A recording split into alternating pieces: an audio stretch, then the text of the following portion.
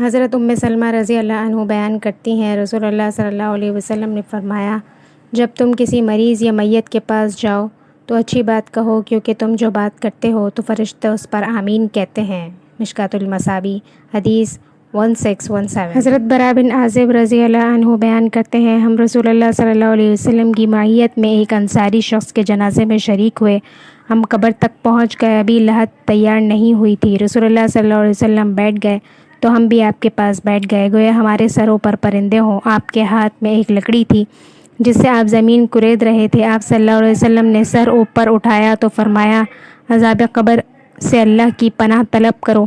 آپ نے 2 یا 3 بار ایسے فرمایا، پھر فرمایا، بندہ مومن جب دنیا سے رابطہ توڑ کر آخرت کی طرف متوجہ ہوتا ہے تو سورج کی طرح چمکتے دمکتے سفید چہروں والے فرشتے جتنی خوشبو اور جنتی کفن لے کر اس کے پاس آتے ہیں، حتیٰ کہ وہ حد نظر تک اس کے پاس سے بیٹھ جاتے ہیں۔ پھر ملک الموت تشریف لاتے ہیں، حتیٰ کہ وہ اس کے سر کے پاس بیٹھ کر کہتے ہیں، پاکیزہ روح، اللہ کی مغفرت اور اس کی رضامندی کی طرف چل۔ فرمایا، وہ ایسے نکلتی ہے جیسے مشکیزے سے پانی کا قطرہ نکلتا ہے۔ وہ اسے اخذ کر لیتا ہے۔ جب وہ اسے اخذ کر لیتا ہے تو وہ فرشتے اسے آنکھ جھپکنے کے برابر بھی اس کے پاس نہیں چھوڑتے، حتیٰ کہ وہ اسے لے کر اس کفن اور اس خوشبو میں لپیٹ لیتے ہیں، اور پھر روئے زمین پر پائی جانے والی بہترین کستوری کی خوشبو اس سے نکلتی ہے۔ فرمایا، وہ فرشتے اسے لے کر اوپر کی طرف بلند ہوتے ہیں، اور یہ فرشتوں کی جس جماعت کے پاس سے گزرتے ہیں تو وہ پوچھتے ہیں، یہ خوشبو کیسی ہے؟ تو وہ اس کے دنیا کے ناموں سے بہترین نام لے کر بتاتے ہیں کہ یہ فلاں بن فلاں کی روح ہے، حتیٰ کہ وہ اسے لے کر آسمان دنیا تک پہنچتے ہیں اور اس کے لیے دروازہ کھولنے کی اجازت طلب کرتے ہیں تو وہ ان کے لیے کھول دیا جاتا ہے۔ پھر ہر آسمان کے مقرب فرشتے اگلے آسمان تک اس کے ساتھ جاتے ہیں، حتیٰ کہ اسے 7ویں آسمان تک پہنچا دیا جاتا ہے تو اللہ عز و جل فرماتا ہے، میرے بندے کا نام اعمال لکھ دو اور اسے واپس دنیا کی طرف لے جاؤ، کیونکہ میں نے انہیں اسی سے پیدا کیا ہے اور اسی میں انہیں لوٹاؤں گا اور دوبارہ پھر اسی سے انہیں نکالوں گا۔ فرمایا، اس کی روح اس کے جسم میں لوٹا دی جاتی ہے تو 2 فرشتے اس کے پاس آتے ہیں اور اسے بٹھا کر پوچھتے ہیں، تیرا رب کون ہے؟ تو وہ کہتا ہے، میرا رب اللہ ہے۔ پھر وہ اسے پوچھتے ہیں، تیرا دین کیا ہے؟ وہ کہتا ہے، میرا دین اسلام ہے۔ پھر وہ پوچھتے ہیں، یہ آدمی جو تم میں مابعوث کیا گیا کون ہے؟ وہ کہتا ہے، وہ اللہ کے رسول صلی اللہ علیہ وسلم ہے۔ وہ پوچھتے ہیں، تمہیں کیسے پتہ چلا؟ وہ کہتا ہے، میں نے اللہ کی کتاب پڑھی تو میں اس پر ایمان لایا اور اس کی تصدیق کی۔ بس آسمان سے آواز آتی ہے، میرے بندے نے سچ کہا، اس کے لیے جنتی بچھونا بچھا دو، اسے جنتی لباس پہنا دو اور اس کے لیے جنت کی طرف ایک دروازہ کھول دو۔ فرمایا، وہاں سے ہوا کے جھونکے اور خوشبو اس کے پاس آتی ہے اور حد نظر تک اس کے قبر کو کشادہ کر دیا جاتا ہے۔ فرمایا، خوبصورت چہرے، خوبصورت لباس اور بہترین خوشبو والا ایک شخص اس کے پاس آتا ہے تو وہ کہتا ہے، اس چیز سے خوش ہو جا جو چیز تجھے خوش کر دے، یہ وہ دن ہے جس کا تجھ سے وعدہ کیا جاتا ہے۔ تو وہ اس سے پوچھتا ہے، تو کون ہے؟ تیرا چہرہ بھلائی لانے والا چہرہ ہے۔ وہ جواب دیتا ہے، میں تیرا اعمال صالح ہوں۔ وہ کہتا ہے، میرا رب قیامت قائم فرما، میرے رب قیامت قائم فرما، حتیٰ کہ میں اپنے اہل و عیال کی طرف چلا جاؤں۔ فرمایا، جب کافر دنیا سے رابطہ منقطع کر کے آخرت کی طرف توجہ کرتا ہے تو سیاہ چہرے والے فرشتے بالوں سے بنا ہوا ایک کمبل لے کر آسمان سے نازل ہوتے ہیں۔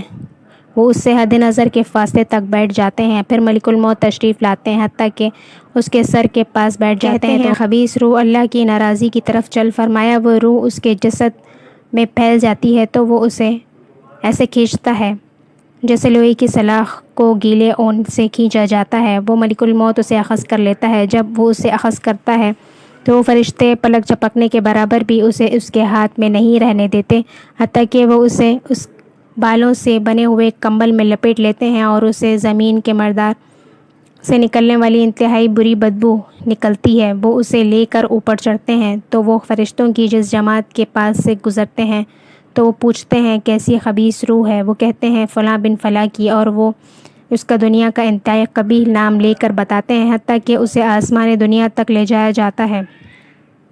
اس کے لیے دروازے کھولنے کے لیے درخواست کی جاتی ہے تو اس کے لیے دروازہ نہیں کھولا جاتا۔ پھر رسول اللہ صلی اللہ علیہ وسلم نے یہ آیت تلاوت فرمائی، ان کے لیے آسمان کے دروازے نہیں کھولے جائیں گے اور وہ جنت میں بھی داخل نہیں ہوں گے، حتیٰ کہ اونٹ سوئی کے سوراخ میں سے گزر جائیں۔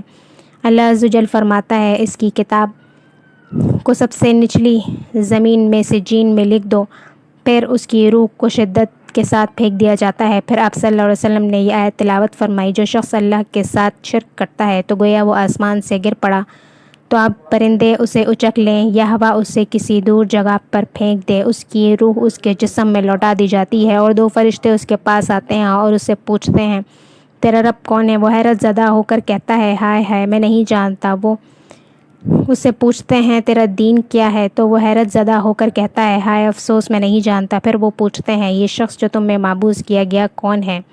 تو وہ کہتا ہے ہائے افسوس میں نہیں جانتا۔ آسمان سے آواز آتی ہے اس نے جھوٹ بولا، اس کے لیے جہنم سے بچھونا بچھا دو اور اس کے لیے جہنم کی طرف ایک دروازہ کھول دو، وہاں سے گرمی اور گرم ہوا اسے آتی رہتی ہے اور اس کی قبر کو اس سے اس قدر تنگ کر دیا جائے گا کہ اس کی پسلیاں ایک دوسرے کے اندر داخل ہو جائیں گی اور ایک قبیح چہرے والا شخص قبیح لباس اور انتہائی بدبودار حالت میں اس کے پاس آئے گا اور اسے کہے گا تمہیں ایسی چیزوں کی خوشخبری ہو جو تجھے غم زدہ کر دیں، یہ تیرا وہ دین ہے جس کا تجھ سے وعدہ کیا جاتا تھا۔ وہ پوچھے گا تو کون ہے؟ تیرے چہرے سے کسی خیر کی توقع نہیں۔ وہ جواب دے گا میں تیرا خبیث عمل ہوں۔ تو وہ کہے گا کہ میرے رب قیامت قائم نہ کرنا۔ ایک دوسری روایت میں بھی اسی طرح ہے، لیکن اس میں یہ اضافہ ہے جب اس مومن کی روح نکلتی ہے تو زمین و آسمان کے مابین اور آسمان کے تمام فرشتے اس کے لیے رحمت کی دعا طلب کرتے ہیں۔ اس کے لیے آسمان کے دروازے کھول دیے جاتے ہیں۔